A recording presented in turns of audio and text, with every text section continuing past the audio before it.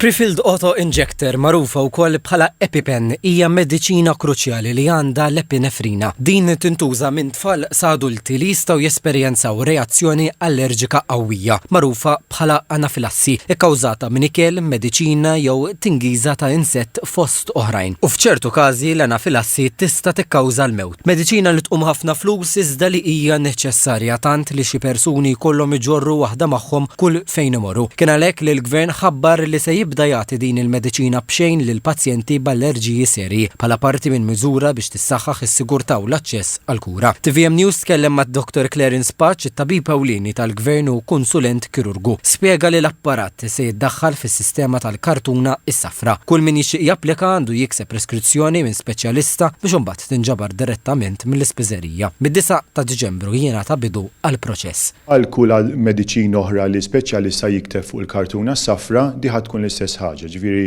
jiktibilek japplikalek il-speċjalista tiġbor mill-POIC u tibda tuża bħal kull tip ta' mediċina. Peress li l-EpiPens jiskadu wara 6 xhur, il-pazjenti eliġibbli se jingħataw waħda ġdida kull 6 xhur, anki jekk ma tkunx intużat. Sfortunatament dawn l-EpiPens għandhom data ta' skadenza ta' 6 xhur.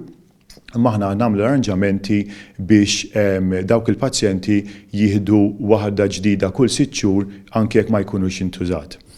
Għandna xi 1600 pazjent li ħajbenefikaw minn din l-EpiPen u spiża totali ħatkun il fuq minn 155,000 fis-sena. Għal ukoll il-Gvern se jkun qed jieħu ħsieb ukoll l-importazzjoni diretta biex il-proċess ikun aktar maġġel u effiċjenti.